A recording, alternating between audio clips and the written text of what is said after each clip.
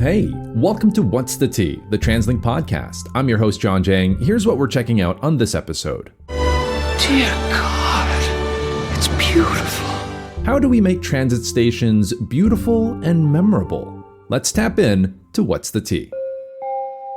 The next station is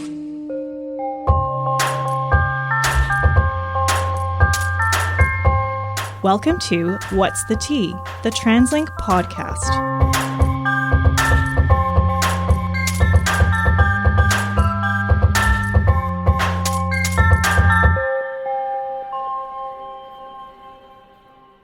We're doing something a little bit different in this episode. Instead of just staying local to Metro Vancouver, we're grabbing our passports, getting on a plane, and traveling to Hong Kong.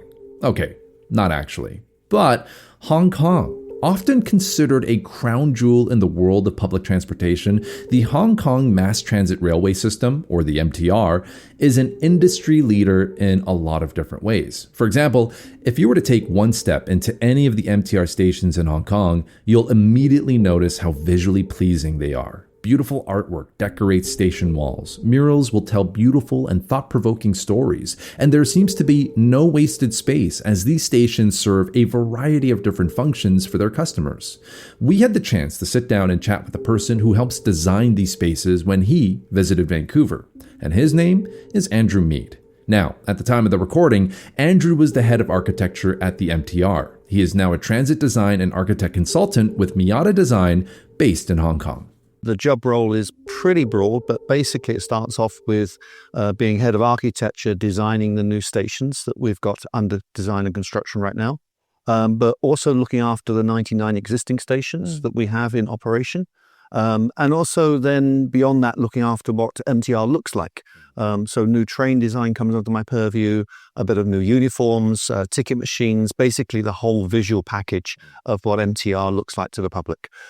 I haven't had the chance to visit Hong Kong just yet, but I've heard so many great things from friends, colleagues who have been there, who have talked extensively about how great the public transit system it really is in Hong Kong and the culture that is around the use of public transit there.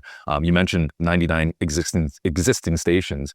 We're not yet close to that here in Metro Vancouver. We're still quite young as a city and as a transit system. But I wonder. Let's go into the culture of it really quickly. I mean. When you say you design and you're the work you do in architecture with stations, as my colleague Alan kind of pointed out before we started recording here, there is a very different sort of approach to stations. People here tend to use it as a gateway to just get onto transit and then quickly get to where you need to go. Whereas in Hong Kong and other parts of Asia, there's full retail shops and services that are provided at these stations that make it an actual location and a destination you want to be at and spend time in. How do we start building that kind of culture in North America, if it's possible? I think the fundamentals of transit are the same globally. People come to MTR to go somewhere else. I think what separates us is that there's a retail mix that is permitted from the regulatory point of view, which is not universal around different jurisdictions, which is very carefully curated to complement people's journeys. So the type of retail mix that we have in the stations are suitable for people's journeys, that they pick up some pastries, they can pick up stationery. It's those convenience stores kind of things, those things you just want to pick up on the way home. It just makes it very, very convenient. So we have a lot of passengers in Hong Kong. That's the other big thing that sets us apart from many other jurisdictions. We move about 5 million people every single day in Hong Kong. And so we have very busy stations as well. And that makes the retail offer that we provide in stations very attractive to the tenants because the footfall past those units is very, very high. So I think that's one of the things that sets MTR apart in terms of retail offer. I think that's such a powerful number, 5 million a day. And again, most people talk about the efficiency of that system. We saw the photos you were sharing with the panel that you were on here at UITP in the North America Forum, and the artwork that was sort of created to, again, just supplement the use of the stations and the spaces there to also provide a sense of home and familiarity. I mean, when you have that many people using the stations, how important is it to make sure that, hey, like it's not just dark gray brick walls or cement walls or anything like that. Like, it has to feel comfortable, and you have to also have a sense of knowing where you are, because I feel like the artwork you shared sort of represented and reflected the very community that the station was based in there. Yeah. So when MTR was first built about 45 years ago, it didn't have an art program. It actually came in fairly recently, about 25 years ago, when the Airport Express line was built. That's when they first added artworks into the stations. But art in transit is a global phenomenon. It's a great way of expressing the culture of a city, a great way of showcasing local talented artists. So the principles there are kind of very, very universal. I think the different approach that I've brought to MTR since I joined them 11 years ago was to create artworks that can only be in the station in which they're located. So they're very, very site-specific. And the example I gave yesterday was Wan Chai Station, where the original station, it was very green. It's just full of green panels. And most people in Hong Kong, they know that shade of green, and they look up and they say, oh, yeah, I know I'm at Wan Chai. But for the visitors that come, they don't really know that. Right. And so what we tried to do there, working with Hong Kong Ballet, was bring the vibrancy of the Wan Chai area deep underground. So you look out the train window and you see Wan Chai. You see the district of Wan Chai outside the window. And that makes it very, very unique of that place. And it celebrates the local culture of that location. In other places, we've targeted different types of artwork, sometimes working with children, sometimes working with seniors, just to try to get that sense of community connection. And I think that's one of the wonderful things about art programs, particularly. They can really connect with the community. I mean, these are major, major community buildings. I think it's a kind of concept moving away from their transit buildings. They're community buildings. They're centers of communities. And with that, with the art program, we can reach out to the community and make them actually own it if they've actually had a hand in creating some of the artworks. And we particularly try to do that with generational influence. So working with children, they grow up, they'll show their children the artwork that they created. Love that. Wow. You work with the seniors, they will sadly pass on, but then their families around, you're creating those memories of the family and the ancestry. So there's many ways of doing that. And by creating a very broad brush approach to the art program, hopefully we'll find somebody, people go into a station, they love a particular artwork, they maybe look at another artwork and go, I'm not so sure, Andrew, I like this one, and move on. But that's part of the ambition of the whole program. Listening to you say all that, like, you can't tell I'm wearing a suit, but I got some goosebumps raising, just because I think like that sentimental connection that a family could have, because, you know, they were sort of helping to design the artwork. I think that's very powerful stuff.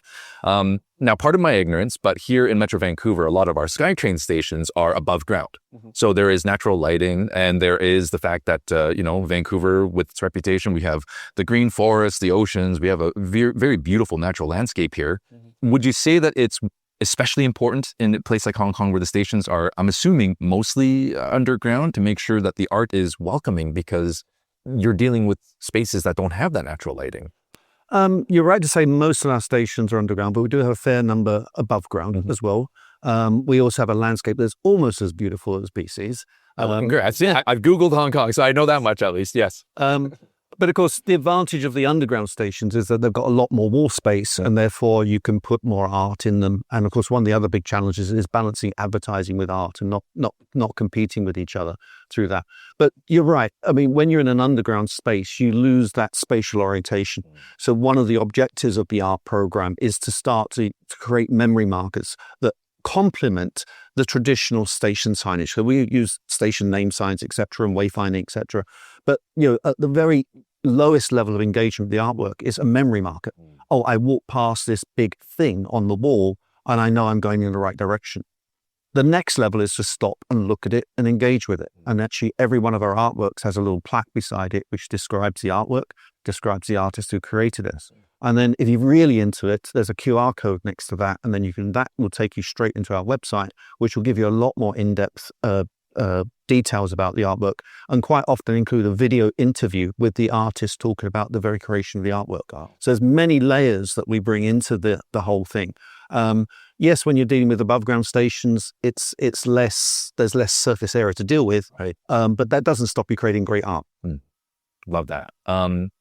it seems like everything we talk about in transit these days eventually and inevitably ties back to the COVID-19 pandemic. But here at TransLink, it seems like art was used as a way to make passengers and customers feel that transit was safe and it's fun. And it's a good way to get back out there for folks that had been, so used to isolating and social distancing and all that for the 2 or 3 years that they were doing that. So would you agree that art was also a way to get customers back into the system in Hong Kong? Because 5 million customers a day right now on average during COVID, I'm sure that was a big difference. It took a huge hit. Everybody was kind of stuck at home globally. I think, the art program is one of the ways we celebrate who we are, both as in Vancouver, in Hong Kong.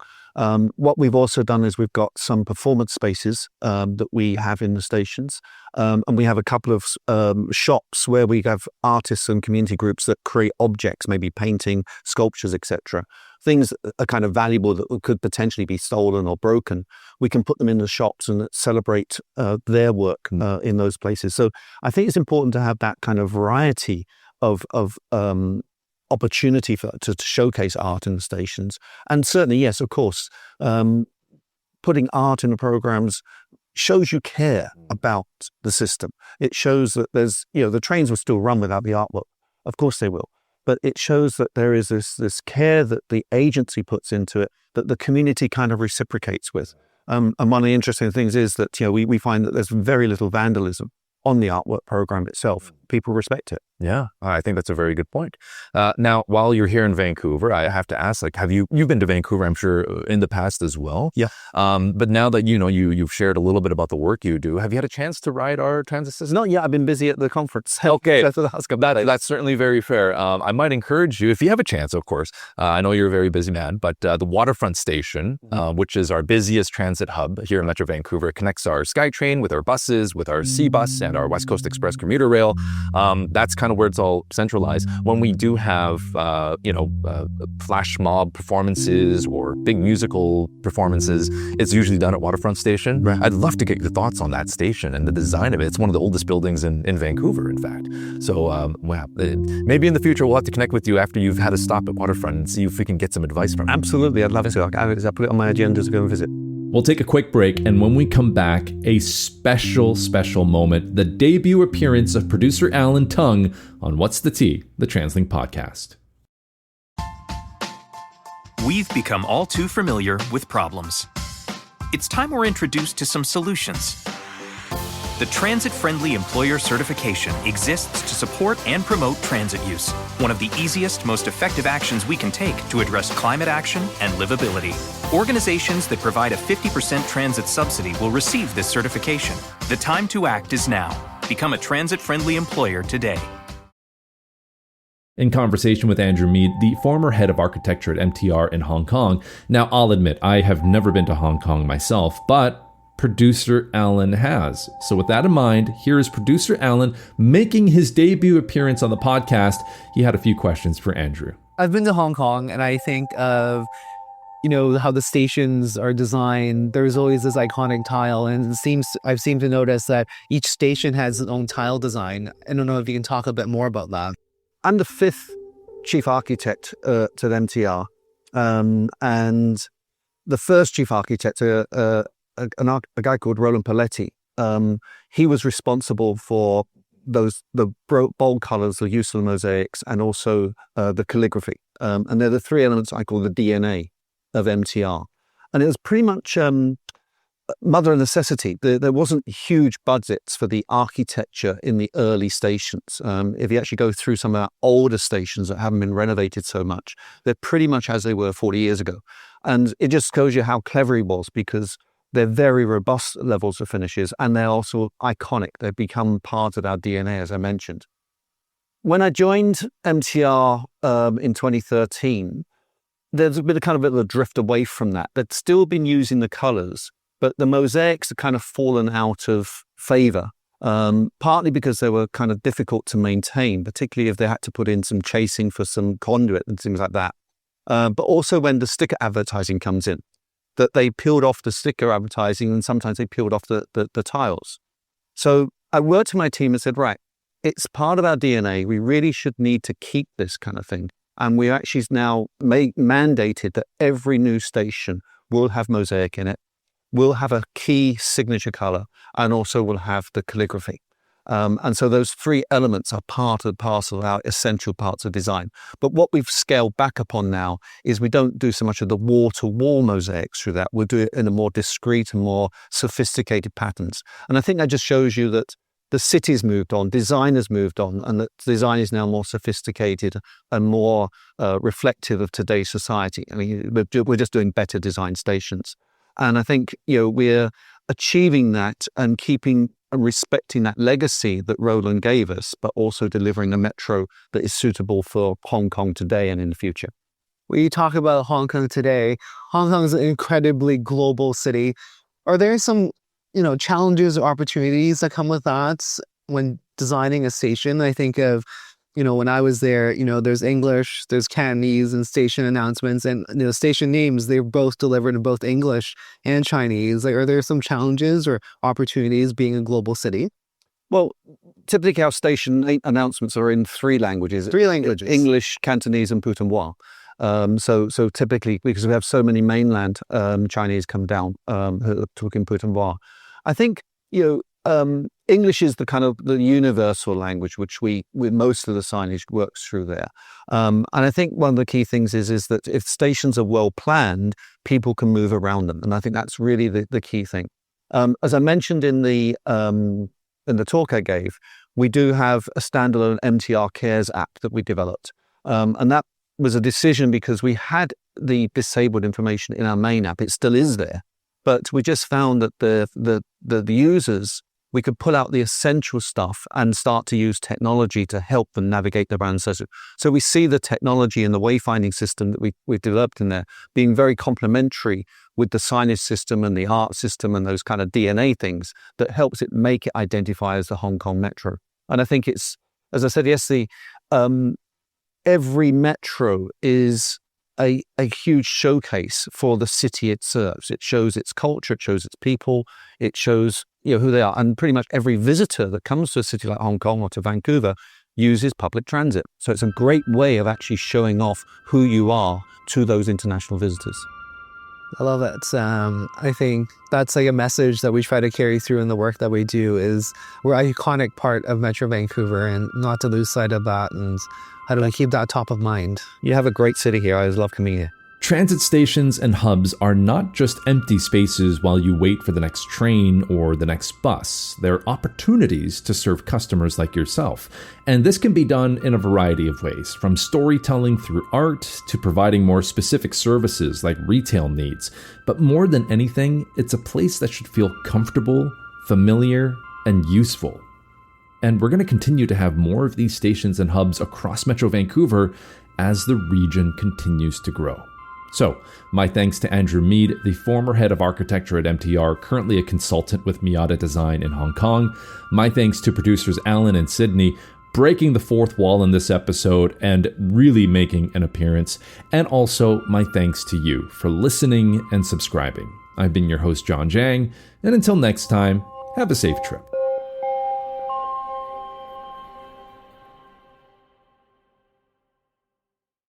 It's time for another TransLink etiquette moment. Things you should and should not do while taking transit. Etiquette tip number 33. Don't be a blocking bunny. Give your fellow transit riders a clear path to disembark the bus or SkyTrain. Don't block those doors or aisles. It'll just make things harder for everyone. Visit translink.ca/etiquette for more.